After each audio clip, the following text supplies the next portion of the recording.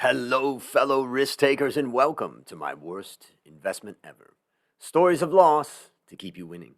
In our community, we know that to win in investing, you must take risk, but to win big, you've got to reduce it. This episode is sponsored by A Stot's Academy online course, How to Start Building Your Wealth Investing in the Stock Market. I wrote this course for those who want to go from feeling frustrated, intimidated, or overwhelmed by the stock market to becoming confident and in control of their financial future. Go to myworstinvestmentever.com/deals to claim your discount now. Fellow risk takers, this is your worst podcast host, Andrew Stotts, and I'm here with featured guest Marti Mongiello. Marty, are you ready to rock? I'm ready to rock. Thank you. Yeah, let's do it. So I'm going to introduce you now to the audience. One moment. So Chef Marti Mongiello is a story weaver, intoxicating his audiences by stage and television across the world. A mesmerizing speaker, he's published 9 books, 200 plus papers, and given over 100 speeches and keynotes in Europe, Asia, and the Americas. Featured on every major news network, presenting to almost 3 billion viewers, is only eclipsed by articles that have been written about him in 160 newspapers and magazines, all the way from the Washington Post, LA Times, to the Australian, and many more. His latest television series is Inside the President's Cabinet. Now, Marty is a former White House chef, private investigator, security expert, executive chef, and a GM of the Camp David Resort and Conference Center, working with the past 5 presidents for 25 years, from George Herbert Walker Bush all the way through to Donald Trump. Marty, take a minute and fill any further tidbits about your life. Absolutely. Thank you so much, Andrew, for sponsoring this type of show for the world to listen to. And I myself, of course, have been an entrepreneur for a long time and started and stopped many companies and living on 3 continents for a long time. Like yourself, living in Thailand is not easy to do, and you learn a lot. So I feel as though I have learned a lot, and I'm ready to share with others. Fantastic. I mean, one thing about your bio that you just comes across and about you and talking to you is, your energy to do so many things. I'm just curious, for the young listeners out there that want to achieve a lot in life and do a lot in life, do you have any advice about how to do that? How to do so many things? Yeah, biggest thing I can say is I have had people laugh into my face. It's a very common trait by uppity, snotty, rich people sometimes who just will dump all down on your idea, your project, your entrepreneurialism, and you have to do a lot like President Trump says, and do not listen to them. But I mean, if you check in with Bill Gates, if you check in with the former Steve Jobs, or you want to check in with really anybody who's a success today, they're going to tell you, yeah, Elon Musk, same story. There's so many people who will tell you you're unqualified, you should have gotten your doctoral, you're a clown and nincompoop, and you ought to give up these childish dreams and just get a real job like the other adults do. And it's up to you. You're either going to buy into that, or you are going to create the next Lyft, the next Alibaba, the next Amazon, whatever you believe you can do. It's up to you. Yeah, in fact, in life, really, that type of resistance that you meet, you can really, really use it as rocket fuel. As one of my prior guests said, use it as rocket fuel to propel you. Yes, be ready for it, and you're going to hear it a lot. And it'll start with your parents, and there's just been so many entrepreneurs. Even I was mentioning today to a colleague about Fred Smith from FedEx. Had the gall and audacity to publish in college a childish paper that insulted his professors about how he was going to revolutionize the world postal system. And it would extend well beyond revolutionizing the American postal system. And he was almost systemically laughed out of his university and created FedEx. So let's take that as inspiration. Well, now it's time to share your worst investment ever. And since no one ever, ever ever goes into their worst investment thinking it will be. Tell us a bit about the circumstances leading up to it, and then tell us your story. Yes. So I was living in Japan. I was contacted by a food service oriented company who wanted to take advantage of the dot bubble and bring food service training online. They thought it would be super sexy, groovy to have a former White House chef as their face mask and, to take a couple of hockey pucks right in the teeth. And so I said, yeah, absolutely. And I'm a great presenter. I'm a business plan writer and do a wicked pro forma, but I'm also an excellent, excellent writer and storyteller. And I can help you put the plan together and obviously present and then fly to New York to an ivory tower and bring in millions of dollars and, you know, hit it out of the park. So I'm definitely your guy. And that was the setup. That was the pitch.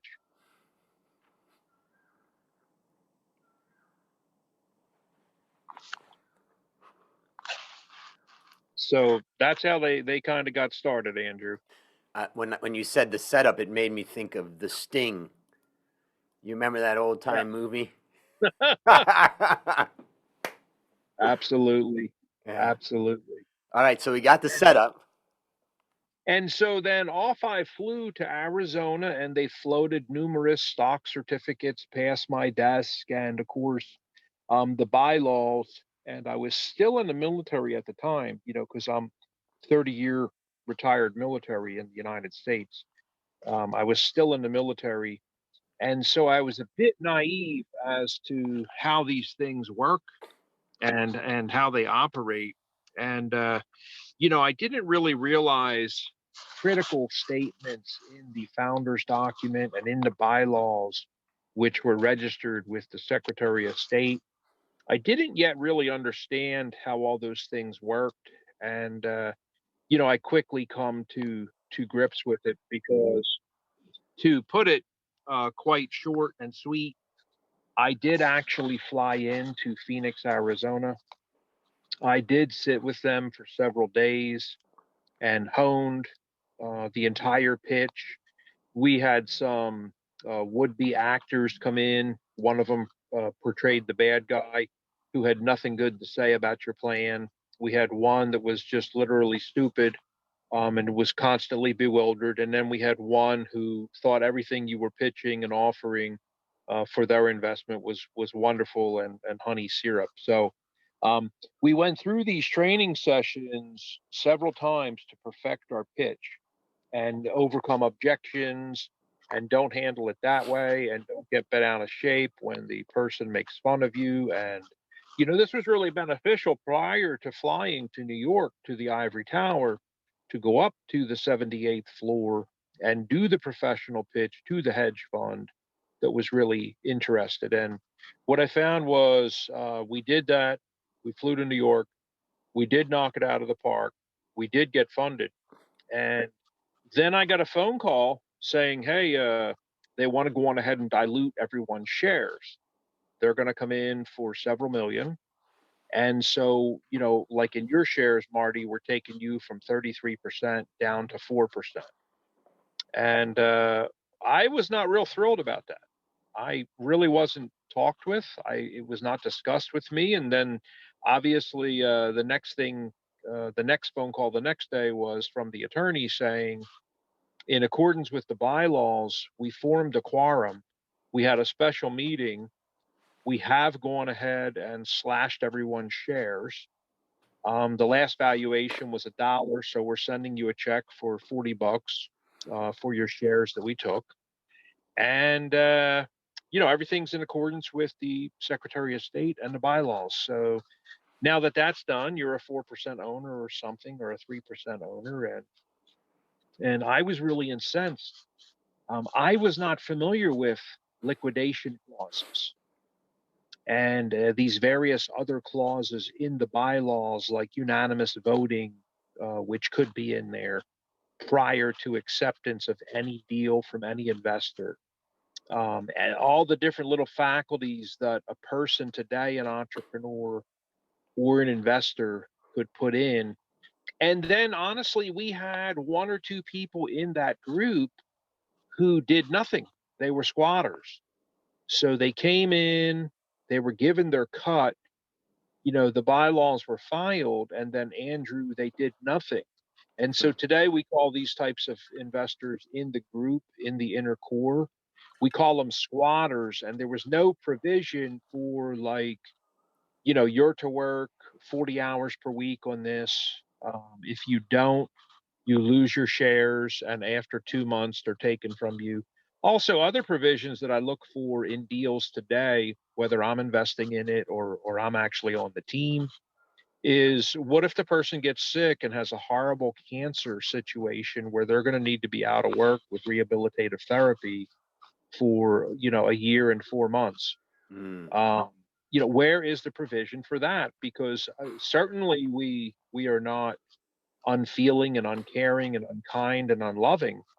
But we've had people come back and say, well, look, even though I'm going to be out for about a year and a half, um, I still expect when the company gets funded in about 6 months on that $70 million deal, I'm supposed to get a cash windfall of 3 million, and I want my 3 million. And you're kind of like wondering, man, we should have had a provision in the bylaws for this in the founder's document, because at this point, with the money coming in, this person hasn't worked for over a year. It's been a year and 1 month. We have not seen them. They've done nothing. And now they're threatening us with they want the 3 million because that's what it says. So I quickly learned, Andrew, these clauses and provisions, including poison pills and squatters and liquidation clauses, they have got to be addressed in a Mm. founder's document and bylaws. Because whether you're investing in the project or you're part of the group that is launching the new technology or the widget or whatever it is, the new drink, the new food, the new snack, whatever it is, I don't care. These are just basic provisions that have got to be dealt with. And the final one I'll mention is relative valuation and Mm. absolute valuation and how you're going to value something. So, you had best take a look at the different forms of valuation, Yep. and really make sure that they're down to earth and make a lot of sense. Because when you go to investors and you say things that are crazy and outlandish, like we now think the company's worth 152 million, and that's why we're asking blah blah blah, um, you can get shredded in a meeting with your Exactly. valuation. And so these are the big things that I share today in my speeches and talks and workshops with entrepreneurs, who are very concerned about being taken advantage of. It's these are such critical factors. My question to wrap up the story is, so what happened eventually as everything, continued on with this business? Yeah, I told them, essentially they could go screw themselves like any good, oh gosh, I must have been about 32. I'm 55 now. Like any good young 31 or 32-year-old would. I was very incensed, hurt, and disgusted, like most children are who are unfamiliar with business. And I still have those stock certificates. And if I ever, I check on them once in a while with what they're doing in Yep. the state of Arizona, you know. Yep. So I have like several attorneys, and one of them is pretty funny. One of my entertainment attorneys, Tony M. Marcolini, she'll often say, no, we're not actually going to pursue that particular trademark that you have right now that they're violating. We're going to let them continue to sell and do things. And then when we do sue them, we're going to go through a discovery phase and pull all of their sales records for 10 years. And so, sometimes people need to be taught a special lesson. Mm. We call it the ice cold dish that we serve up. uh, so tell me, how would you describe the lessons that you learned from this? Biggest lesson is liquidation preferences, liquidation clause. How is the company allowed to be liquidated or diluted. And so, through dilution, many times this is where investment will come in, and it gets very testy. Well, Mm. Rob's going to put in, I mean, he's personally going to put in, it's not a hedge fund. It's not a hedge fund. Rob wants to put in 80 million.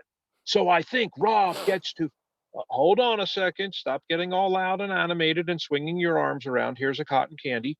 Um, you know, that's great that Rob wants to put 80 million in, but our dilution clauses and our liquidation preferences say the following things.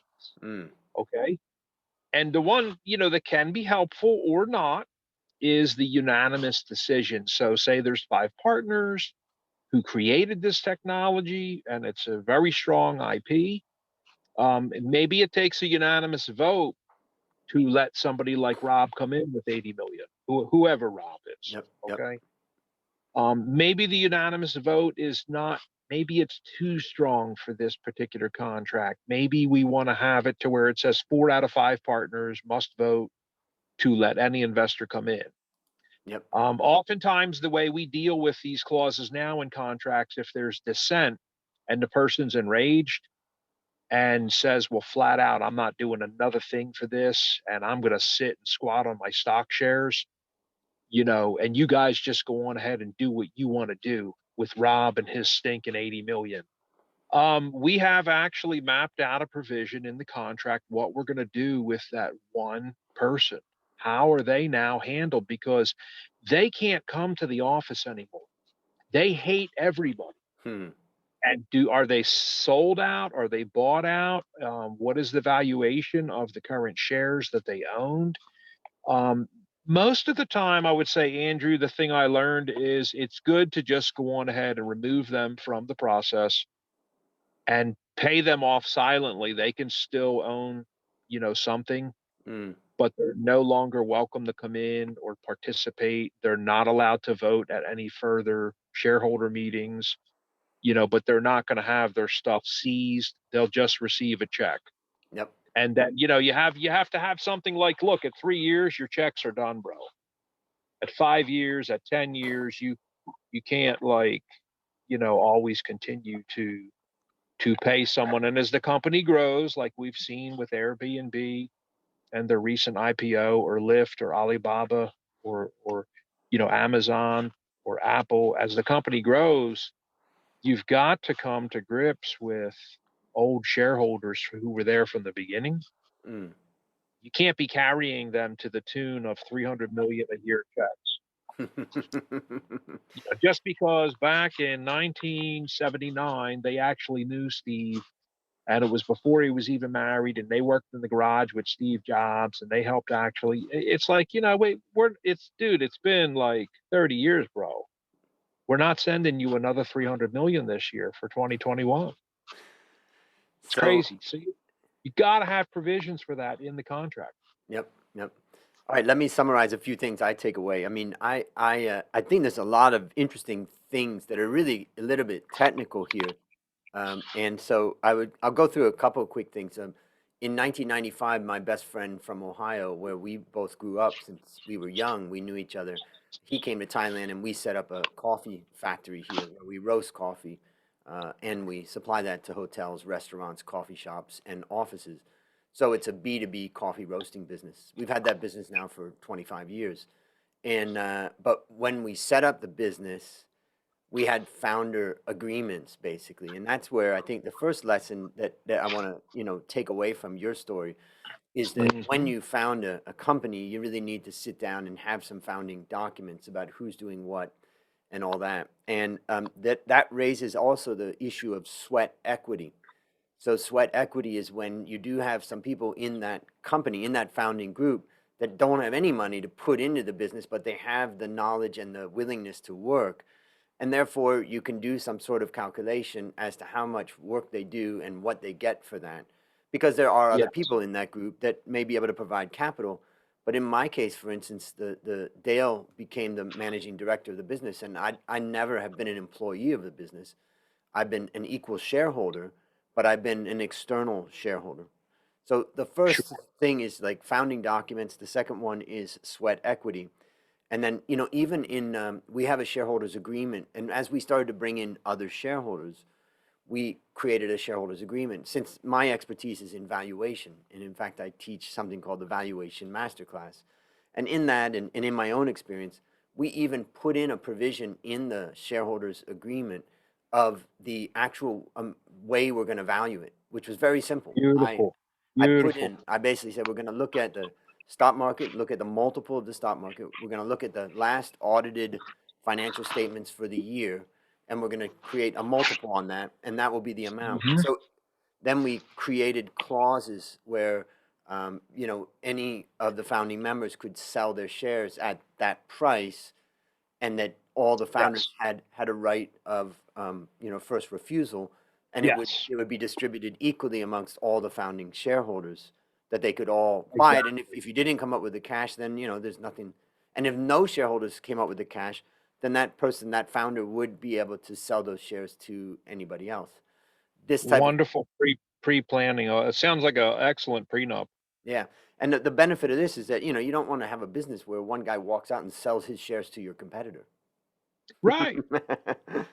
So that founders agreement and that the shareholders agreement is critical. Now, once you get out to be public company, these types of shareholders agreements are no longer really valid because, except in some very rare situations, you're meant to be equal to all the other partners. Yes. Now the other thing is interesting, is that my best friend and I, Dale, as we ran our business, we were in Thailand.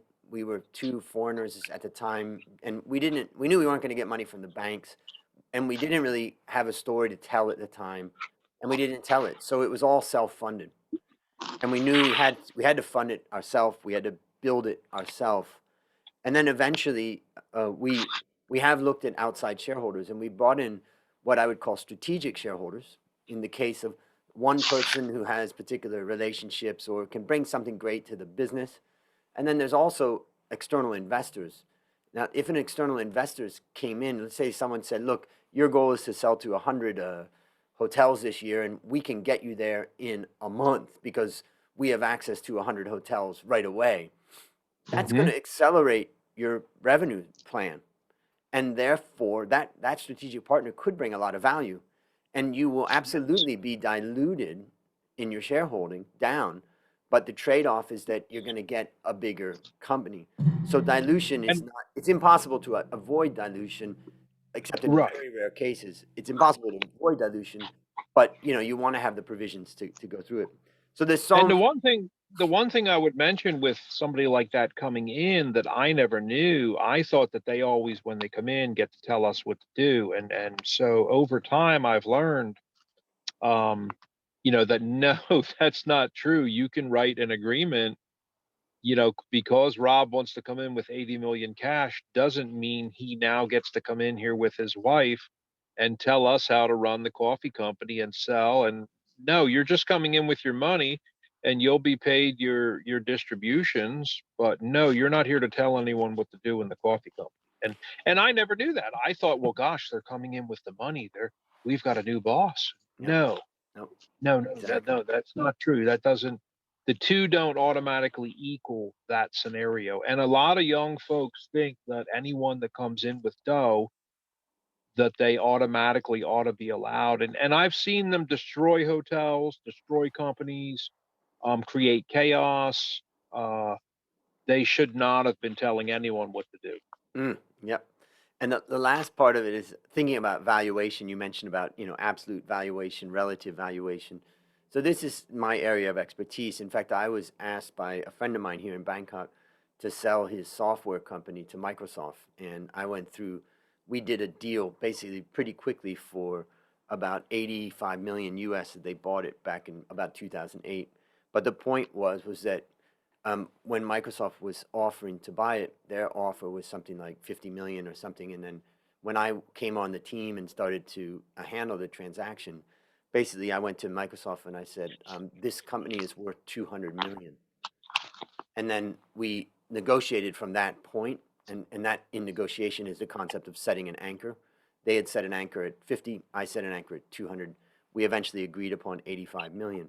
But the point was that even though I'm an expert in valuation, and you can bring out all the numbers and charts and graphs and all that, ultimately valuation is a negotiation. And so I Hmm. think for the listeners out there, you need to set yourself up for how you're going to negotiate that. You need to have your evidence as to why you think it's worth that.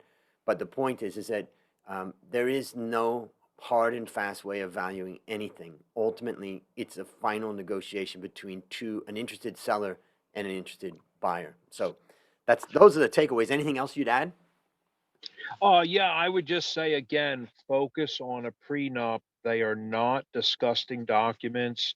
The more time you put into a prenuptial agreement and what's going to happen when and how, and if this occurs, we know exactly what to do. You will sleep so well at night knowing that everything is covered with every eventuality. And a lot of people think that even between couples, that prenups are filthy and should never, never be talked about. And I will often, tell them a little bit more about a prenup. My wife and I are both previously married. I often tell people, look, a prenup. Actually, one of the big things is if like I should have a financial windfall, my wife's ex, it specifically states in the prenup, he's not allowed to come in and benefit or take her back to court or anything off of my inheritance, my lottery ticket, my whatever. The other things about prenups is, your will, literally your iron will of your mind and spirit must be followed through and effectuated. So whatever you want done, and a lot of prenups and corporations cover um, turning in a copy of your will, turning in a copy of your prenuptial agreement, and the entire founder's document will cover your own death and what Hmm. will happen with your shares and do they go to your spouse or your children. That's all really important stuff. And I can't tell you how many people I've talked with. They're like, I mean, really, Marty, isn't it a bit far fetched? I mean, my death. I mean, you actually have that kind of stuff in the. I'm like, every adult company north of 5 million in valuation that could grow to 50 or 100 has all of this stuff that I'm talking about in it. Mm. The only person who's laughing here out loud in a boisterous and obnoxious manner is you, and you are actually the real inexperienced child. And when a person acts like that and laughs out loud, Andrew, I may actually say, like, this is not good. You're too inexperienced in business. I I don't don't want to think see it's a you good. hurt. Yeah. Yeah, they It, they they never have heard of these things, like, and they'll say things like, "Oh, come on, Marty, I would never do something like that." It's like, have you ever been at the table where the executor of an estate showed up whose name was Johnny and uses F and MF, in every other sentence and starts threatening all the owners of a company? And this person is from Kentucky or wherever. I'm not even sure, but they are the executor of the estate and now own actually these shares. And trust me, if you've never been through that, you want to have all these clauses ironed out now before you plunge in because everyone's looking at putting 10 million in. You want to have all these clauses ironed out now.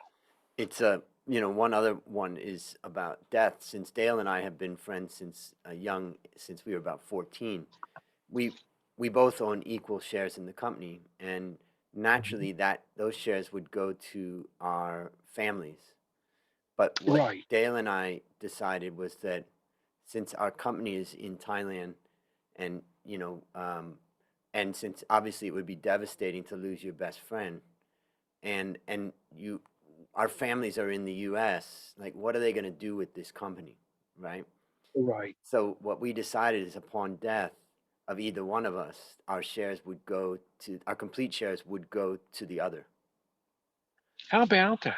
And How about that? the benefit of that is that, let's say we both own about 40%. So that would mean that though if something happened to me or something happened to Dale, we would be devastated.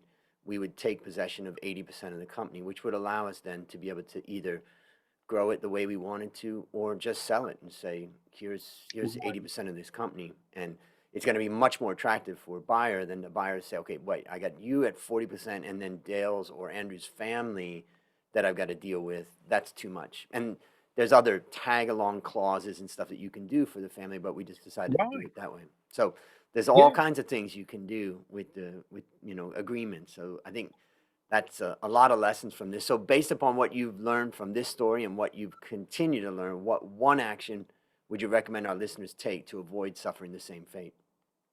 Get a super strong prenuptial agreement that covers everything from angry outbursts to storming out of the building to threats via email and phone, to full on intimidation tactics with 7 attorneys and people screaming, I just put 90,000 on a retainer down and we're going to drag you through the mud. Have all that stuff spelled out in a prenuptial agreement, all that behavior and what happens and who does what and when this occurs. And, you know, because then you'll be able to sleep very well at night. And also, when people know what's going to happen because you act those ways, and it's all spelled out, you know what the weirdest thing is, Andrew? They don't act that way. Yeah, if it's all Things start spelled working out, like properly. yeah, and we spell out stuff like, heated and raised voices or intimidating or emasculating emails, text messages, WhatsApp, Right. communications that are sent to other primary members of the board, are not welcomed or tolerated. And if they occur, we have a step-by-step process. The first time is a warning, the second time is admonishment with suspension, the third time is removal, stock share seizure, blah, blah, blah. I mean, when you have all that stuff spelled out, like this is what's going to happen, then everybody's on alert, like, hey, man, don't, don't, dude, don't, dude, don't. Don't you Just remember on page relax. 122, it says in clause 15, part H? Yeah, yeah, yeah. So, dude, don't. And everybody knows this is what's gonna happen. Yep. You are gonna be removed from the building, bro. So Yep. just be cool. And Be cool. what Dale and I say to each other is principles before personalities, and that Yeah. our objective is to build a successful business. And if we get into something heated, we back off because we also made an agreement that was a gentleman's agreement that if the business was going to hurt our relationship as friends, that we would get out of the business. So, all right, last question. What's your number one goal for the next 12 months? Number one goal is London 2021, December 7th to 16th, the World Leaders Summit.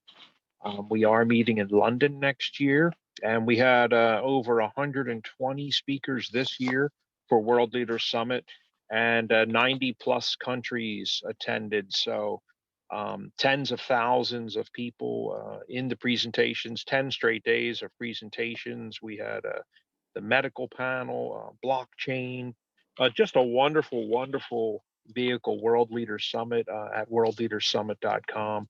And we are just so psyched out about World Leader Summit. It's kind of like the Davos for the young, Mm, and I often tell people, young doesn't mean like we have a 10-year-old who is a speaker, and we have a 100-year-old who's a speaker. So young doesn't mean like 30 and below. Young is a way of thinking, mm. but it's like the Davos for the young. Worldleadersummit.com. Fantastic, man. I'll put the links in the show notes. So for the listeners out there that you want to learn more, just go to the link and learn more, and we'll see you there. All right, listeners, there you have it. Another story of loss to keep you winning. Remember to go to my worstinvestmentever.com/deals to claim your discount on how to start building your wealth investing in the stock market course. As we conclude, Marty, I want to thank you again for coming on the show, and on behalf of A Stotts Academy, I hereby award you alumni status for turning your worst investment ever into your best teaching moment. Do you have any parting words for the audience? I just wish everybody a wonderful Christmas and New Year. And I know many of my friends are waiting for Chinese New Year, the first week of February 2021. So let's celebrate 2 New Years, 3 New Years. We love to celebrate all the holidays, honestly. Yeah, and 2020 will be a year to celebrate its passing. And that's a wrap on another Yeah. great story to help us create, grow, and protect our well fellow risk takers. This is your worst podcast host, Andrew Stott, saying I'll see you on the upside.